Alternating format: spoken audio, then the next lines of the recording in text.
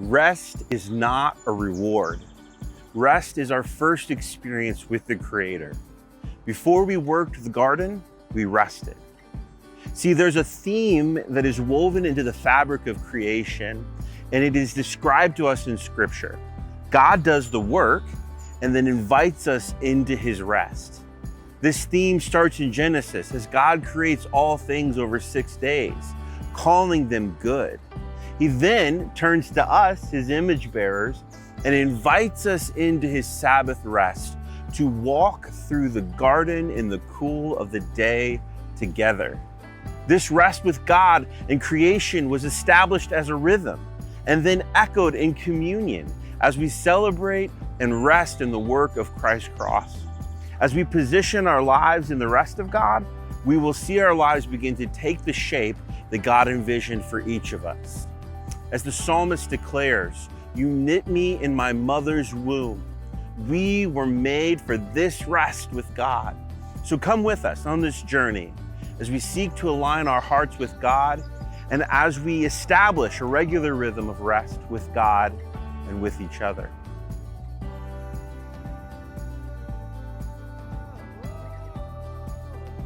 Sitting in my faux wicker chair in my backyard, I closed my eyes.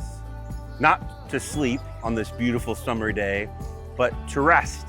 It's my Sabbath, my much needed day off. With my eyes closed, I could hear the birds chirping away as they ready their nest for the next generation of songbirds. I hear the squirrels barking, warnings of a possible stray cat sighting. And I hear my neighbor off in the distance mowing his yard. Finally, rest. All I need is, I pause mid-mind sentence and a flood of things that I need to do comes flooding in. Tomorrow, later this week, at the end of the summer, all of it comes crashing in, interrupting my ability to rest.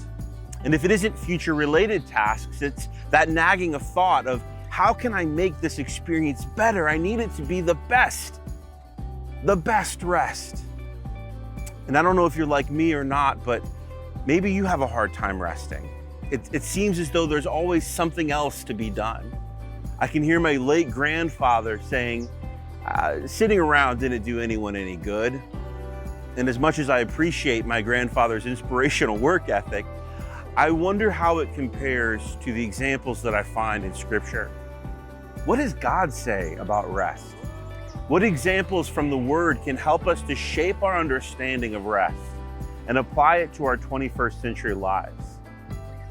Is rest, like other spiritual practices, a discipline that must be shaped over the course of time? Well, let's find out together, Forest Brook, as we journey on Forest Brook's Summer of Rest series. What's up, Forest Brook? We want to let you know about some summery things that are coming your way this July and August. Over the last couple of years, we've harnessed the opportunity of summer.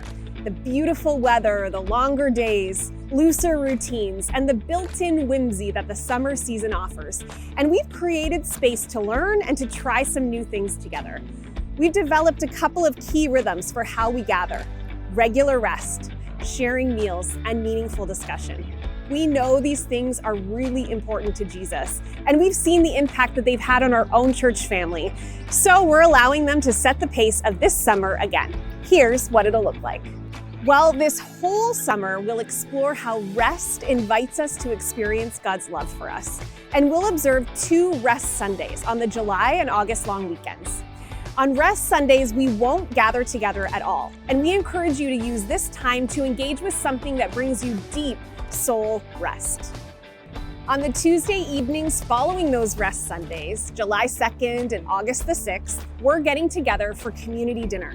We'll order the pizza, and we're asking that you bring a side, salad, or dessert to share. Our time around the table will include a short reflection and communion. All ages are invited, and these evenings became such a highlight for us last year. On Sundays, July 21st and August 25th, we'll gather facing one another and share our ideas and learnings, or maybe just our names for the first time. We know that meaningful conversation was so important to Jesus, and we love these times that we learn through one another. And of course, we are in a countdown to day camp. 4 weeks of camp begin July 22nd.